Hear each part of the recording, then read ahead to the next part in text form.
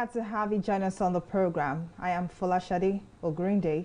Latest data from the National Bureau of Statistics indicates that the nation's economy grew by 4.03% in the third quarter of 2021. According to the Statistician General of the Federation, Simon Hari, the negative GDP figures recorded in 2020 as a result of the COVID-19 pandemic had serious base effects on the GDP figures for the second and third quarters of 2021. While the oil sector contributed 7.49% to the total real GDP in the quarter under review, non-oil sector, the NBS said, grew by 5.44% in real terms during the reference quarter. This comes as Nigeria's inflation rate for the month of October 2021 dropped further to 15.99% from 16.63% recorded in September. Joining me now to discuss this further is Gospel Obele, the CEO and Chief Economist at Streetnomics Limited. Thank you very much for joining us. Now, how significant is the recent data from NBS indicating an economic growth of 4.03% in the third quarter of 2021? Yeah, hi Shadi, thank you for having me. Yeah, so it's pretty much impressive to see that economic activities are picking up and relatively significantly than expected, sort of. So, and what we also see is that activities and sectors are also moderating and, coming to a stable place where recovery can take off more sustainably. It also projects that 2022 will be relatively better, all right, in terms of recovery, not really in terms of higher growth figures now, but in terms of a relatively more stable recovery for the economy. So it's quite encouraging to see that economic activities are picking up, which is quite different from if quality of life is improving. All right, so it's a plus when you think about it from improved economic activities, also validating the fact that the non-oil sector is the mainstay of the Nigerian economy, being the fact that it grew by 5%.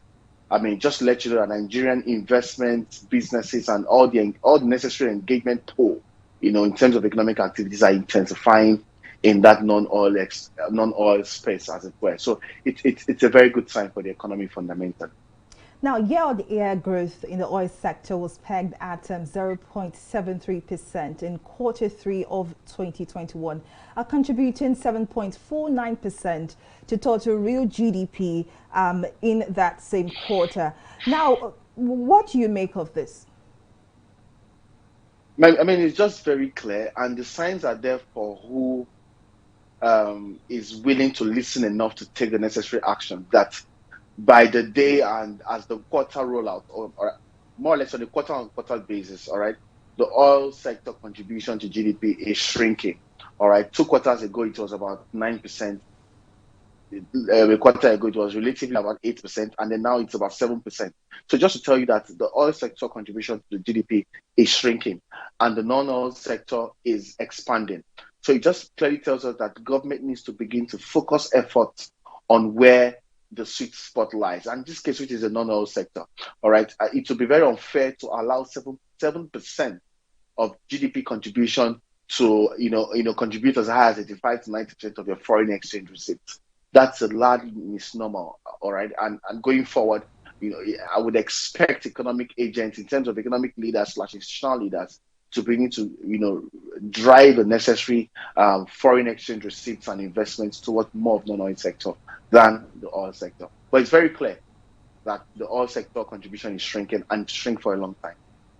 Now, let's now shift focus to the non-oil sector, which the NBS said grew by 5.44% in real terms during the reference quarter, driven mainly by trade, information and communication. What do you make of this?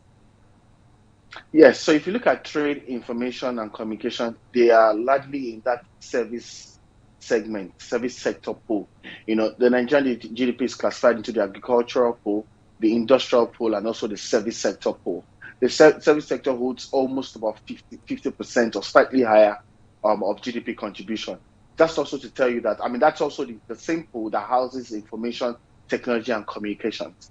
It's to tell you that there's a rising, strong, resilient service sector, all right, dealing majorly around information and communications, and there's a lot of potential right there for us to unlock but GDP growth and development. And that's also to state, I mean, government agencies with government representatives will tell you it's a function of so many of the recovery efforts, but I think it's largely because those sectors are largely resilient sectors by themselves, all right? And secondly, there are sectors that latch heavily on the average day-to-day or use of communication and engagement by critical mass, of the Nigerian people. So it's to a large extent a huge potential for us to unlock. If we can unlock that market from a human capital, education, and access to market perspective, we would gain more value from that sector. It's also by this the fact that despite the fact that agriculture holds about 20-something%, 90% is still crop production, which means that we need to be able to unlock agri for value processing if we must see a significant value attached to that sector when it comes to GDP contribution. Secondly, we also need to create the right enablers, all right, for industrialization. If we must see industry contributing actively to the non-oil sector pool of GDP contribution. So that leaves us also with services. I mean, like I mentioned earlier on, that sector is growing significantly, it's growing resiliently. Government needs to organize that sector. They need to position that sector for more access to market solutions to be able to tap into the revenue potentials and productivity potential of that sector.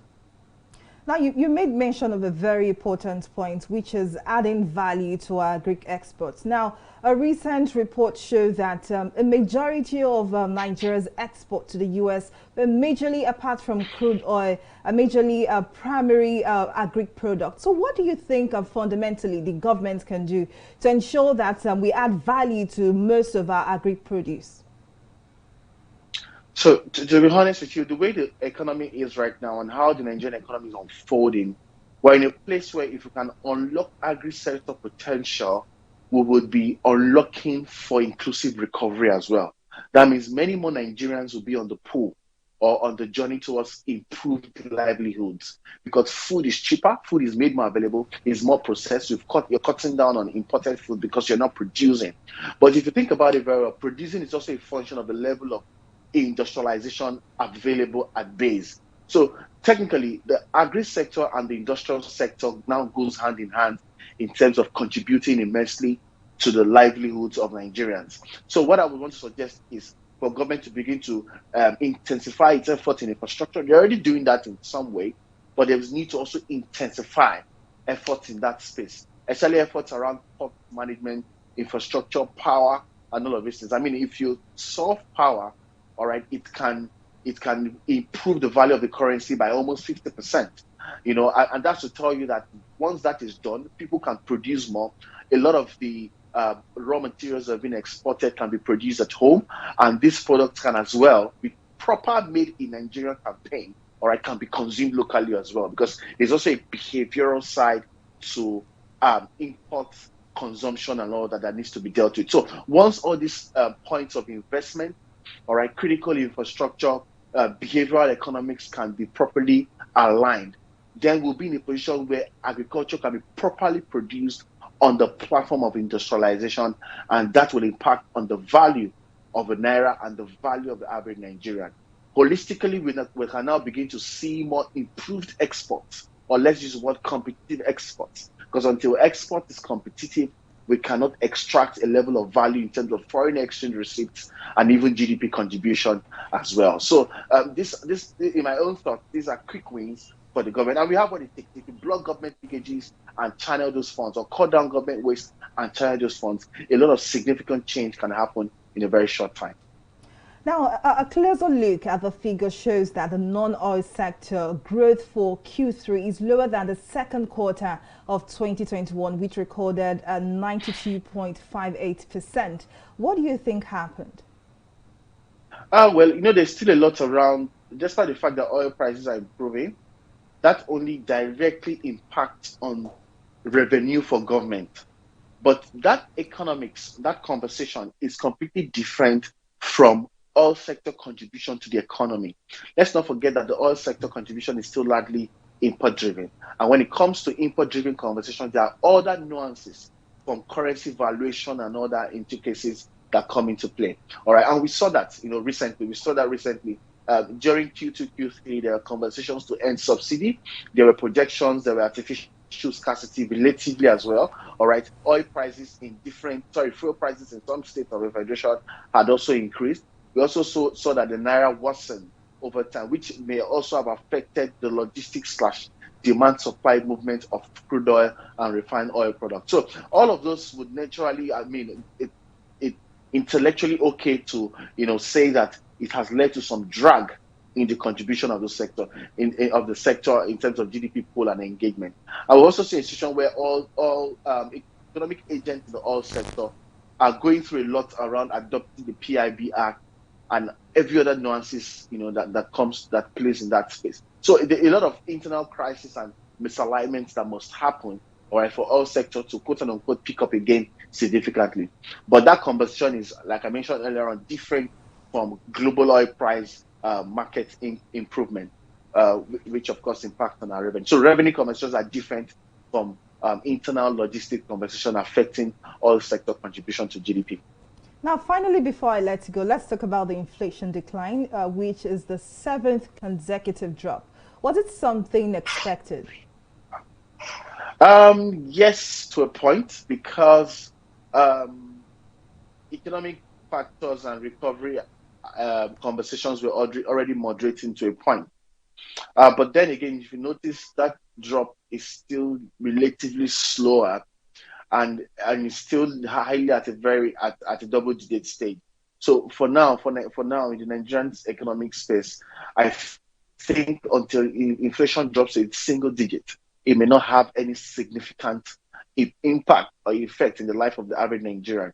And that's because inflation now is largely cost push than demand pull. So there are more significant structural cost factors that are plugging in directly into the inflationary numbers, such that even when it wants to drop or reduce, all right, it's still reducing at a much more slower rate than expected. But again, just like the GDP news, it's a good news to see that we've left the 17% stage, 16% to 15%. We are hoping that we can move faster on that drop, and that is where the impact really lies. Ability to ensure that price increases have dropped over time, and we also see that impact in the life of consumers in terms of reduced cost of living. That's the major impact, and we're looking forward to that. But so far, it's a relatively impressive news, to hear. Well, it's been a pleasant first half conversation. Gospel Obele, CEO and Chief Economics at Streetnomics. Thank you so much for your contribution on the program. Well, we'll take a break here, and when we return, I'll be discussing the short and long-term impact of oil sector deregulation on the economy. Just stay with us. Corruption not in my country. Hello, Alahaji. Right now I'm in Abuja. No.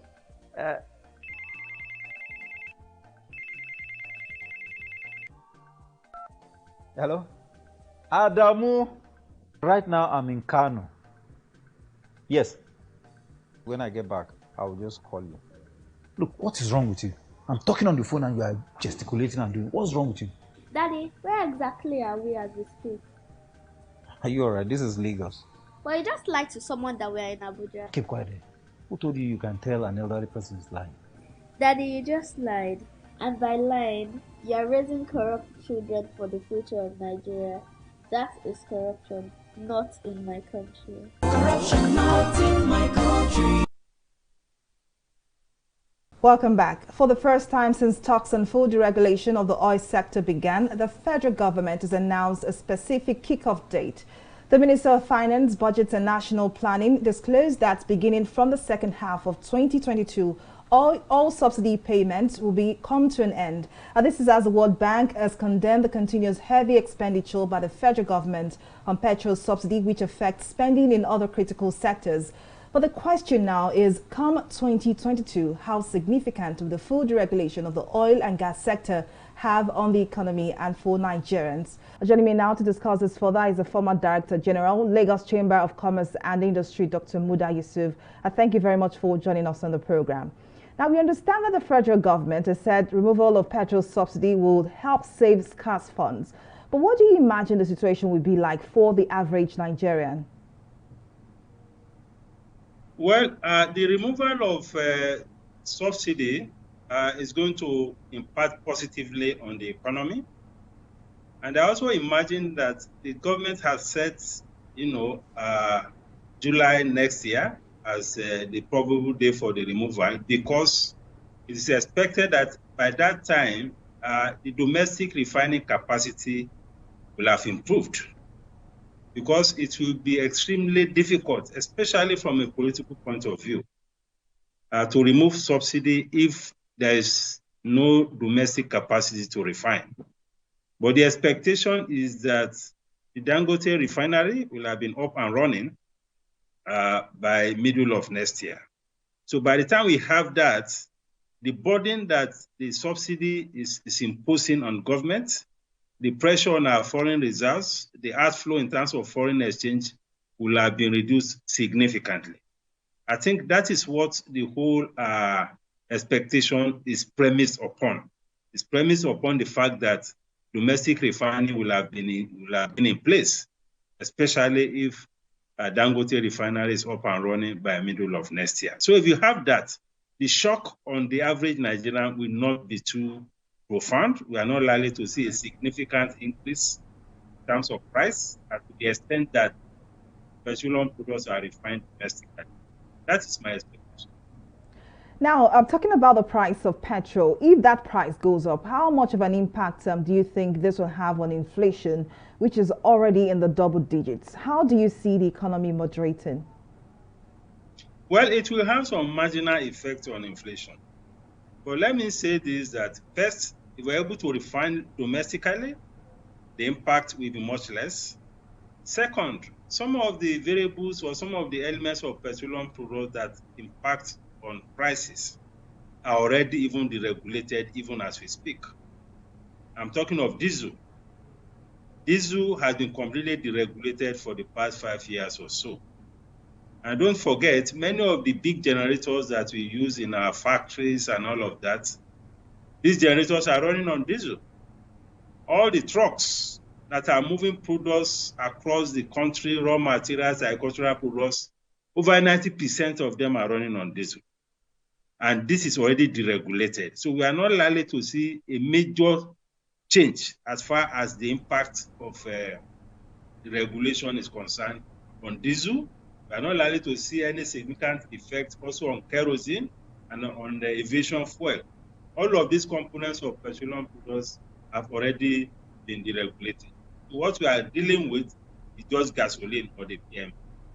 But just as I said, the combination of production and the impact on inflation will not be that much, but there is likely to be a marginal effect on inflation.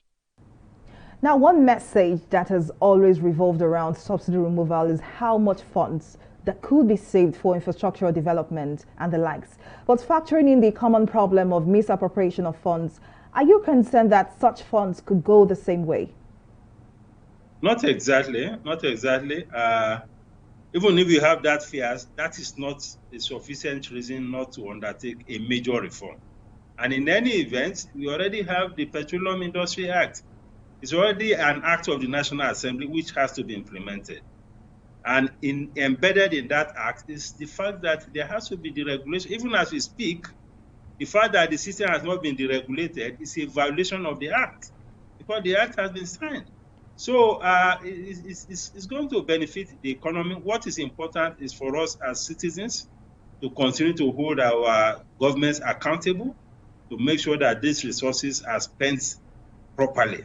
But we also expect that the removal will bring a lot of positive effects in the area of increased revenue, in the area of even increased investments, increased job creation, quality jobs for that matter. Because the absence of this deregulation regime has stifled, has constrained the growth of investment in the oil and gas sector, particularly in the downstream.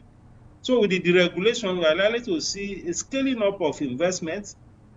We are likely to see a lot more private capital, both from within the country or from outside the country, to invest a lot more in the downstream oil sector, in the pipelines, in the refining, and all of that. And we're also likely to see a substitution of some of the things that we currently import, like petrochemical products, like fertilizers.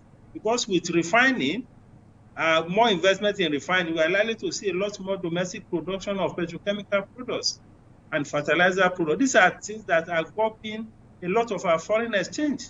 So the multiplier effect is immense. Of course, there will be short-term challenges, but the benefits, the medium to long term, is far, far more than whatever pains that will come with the removal of the subsidy. Now, but finally, before I let you go, the Minister of Finance, Zainab Ahmed, recently disclosed that the federal government will pay Nigerians transport allowance after removal of the fuel subsidy. How sustainable do you think this plan is? Well, I think that is just it's a transitional thing, because when you are transitioning from this regulated regime to a deregulated regime, you have to put something in place to cushion the effect, even if it is going to be symbolic.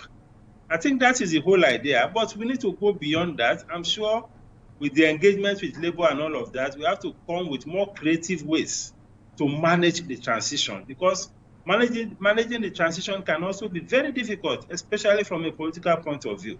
So we have to be very creative in the way we do it.